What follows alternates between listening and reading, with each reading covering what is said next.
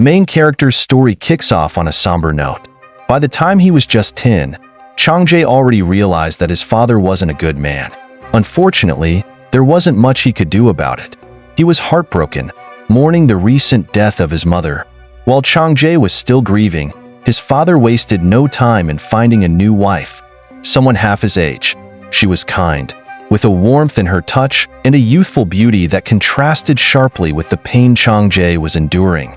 From the moment she stepped into the home, Chang-jae's stepmother treated him as if he were her own child. Despite his constant tears, she remained by his side, fully understanding the weight of what he was going through. Chang-jae wasn't some macho man from a metro city. He was just a kid who had often felt overlooked and starved for affection. During those vulnerable moments, his stepmother always came to his rescue, pampering him with toys and sweets to lift his spirits, doing her best to fill the void left in his heart. Chang-jae never enjoyed taking baths, but for the sake of cleanliness and health, it had to be done. These moments became quite the ordeal for his stepmother, as she had to coax him through every bath time. When he got into fights with his friends, she was always nearby, stepping in to break things up before any serious trouble could escalate. There is a time skip that is not 10 days long but 10 years. Chang-jae is now a young man, lounging on the couch, minding his own business when a sudden phone call interrupts his routine. He's asked to meet someone at the station. Although not eager to go, he grudgingly gets up, ready to leave. But just as he's about to head out, strange noises catch his attention from a nearby room. Curious, he checks it out and finds his stepmother struggling to carry a heavy bucket of water as she tried to tidy up the place. Their relationship was still as strong as ever. She loved him as much as any mother would, but lately, Chang-jae had been feeling a growing sense of unease around her. As the stepmother strained with the bucket, some water splashed onto her, and Chang-jae couldn't just stand by. He rushed to help her, making quick work of the task she was struggling with. Concerned, he thought to himself that if she kept carrying such heavy loads, her back would surely start to hurt. He couldn't bear the thought of her suffering. Despite Chang-jae's concern, his stepmother insisted she could handle the task on her own. She tried to brush it off, determined to show she wasn't struggling. But as she worked, something else caught Chang-jae's attention. 2 balls of ice cream, completely covered with syrup, bothered the guy, so he asked to hide them back in the freezer as soon as possible. Flustered, his stepmother nervously told him not to focus on them, scrambling to think of an excuse. But Chang-jae remembered why he'd gotten up in the first place.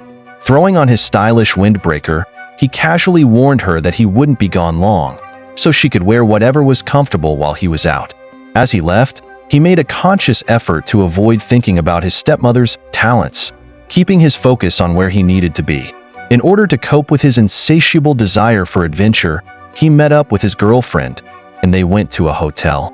The girl was quite popular at their educational institute because she stood out for her beautiful appearance, good manners, and diligence. She met the main character thanks to their mutual friends, and they eventually started dating. Their dinner had been going on for a while. The sausage was so hot that the girl had to blow on it for quite some time before she was fully satisfied. Even though the guy was in the company of such a beautiful lady, his thoughts were still focused on his stepmother.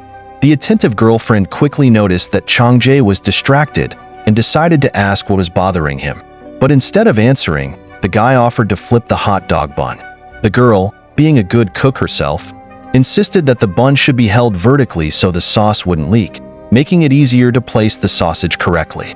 Minji tried her best to please the guy with her culinary skills and conversation, but all of Chang-jae's thoughts kept revolving around the time he had spent with his beloved stepmother. He was so preoccupied with this that he shared his feelings with the girl. After finishing cooking, the girl decided to leave the kitchen, realizing that the guy had been thinking about someone else the entire time.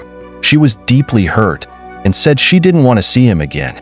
Their breakup was quick, but later it became clear that it might have been for the best. Struggling with his emotions and desires, Chang-jae decided to join the army. His stepmother asked him to return unharmed, but the girl's parting words weighed heavily on him. Nevertheless, Chang-jae resolved to endure whatever trials lay ahead. Kang Chang-jae rose to the rank of corporal, and a new recruit, Private Han Sung-pil, was assigned to him. The young man was curious about what the senior officer was thinking, but Chang-jae answered without hesitation that his thoughts were with his family.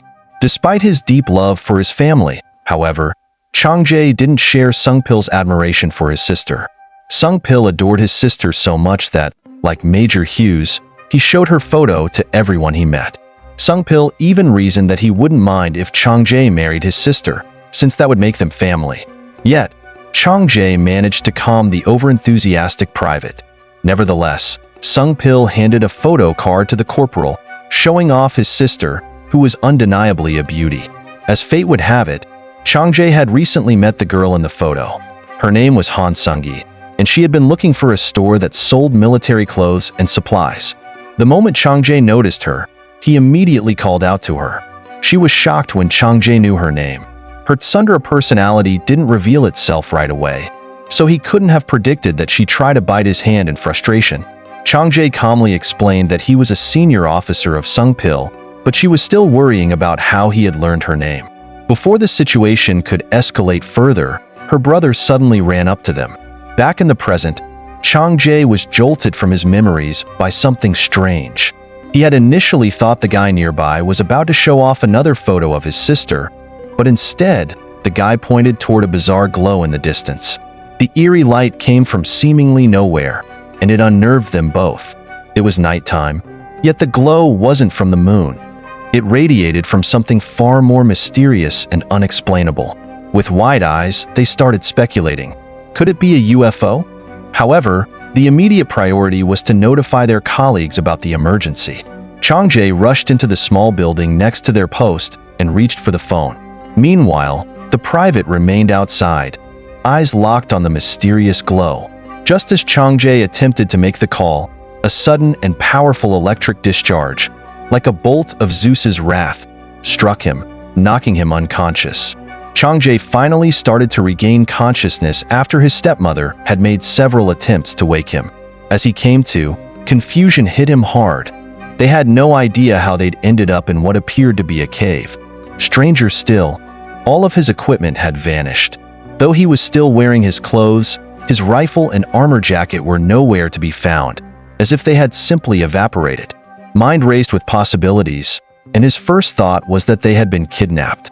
Before he could continue thinking, his stepmother interrupted, visibly shaken. She explained that before waking up in this strange place, she had been lying comfortably on her bed, watching TV. Unlike Chang-jae, she was dressed casually and lightly. Chang-jae, trying to process the situation, couldn't help but notice her stepmother's loosely dress. His eyes couldn't resist looked at the grapes nearby, perhaps out of stress or simple distraction. Suddenly, a notification came to Chang-jae's phone that they had been awarded points for the work they had done. The girl was very embarrassed, so she hurried to strengthen the protection of her garrison. As Chang-jae's stepmother looked around the cave, his attention shifted to something else, a strange treasure nearby. Before he could make sense of it, his phone chimed with a nasty sound, informing him that he had gained several points for his recent actions. Frustrated and embarrassed, Chang-jae impulsively hurled his phone away, using the strength he'd built up during his time in the army. The throw was perfect, but to his surprise, the device remained intact. Moments later, a new alert popped up on the screen, stating that the phone couldn't be destroyed or discarded. Even stranger, the phone was now back in his tactical clothing pocket, as if it had never been thrown. Confused, Chang-jae struggled to make sense of the situation. One thing was clear. The phone seemed to react to the various funny actions he performed. Despite all of this, his stepmother remained silent. Chang-jae was overjoyed, feeling as though a long-held dream had finally come true, but his stepmother confidently said that he shouldn't get too distracted by the hills and pumpkins around them, as he was a good, obedient son. That's all for today, guys. If you enjoyed the video, don't forget to leave a like and share your thoughts in the comments. And please, hit that subscribe button. It really helps keep us motivated to bring you more exciting manhwa content. Thanks for watching, and I'll see you in the next video.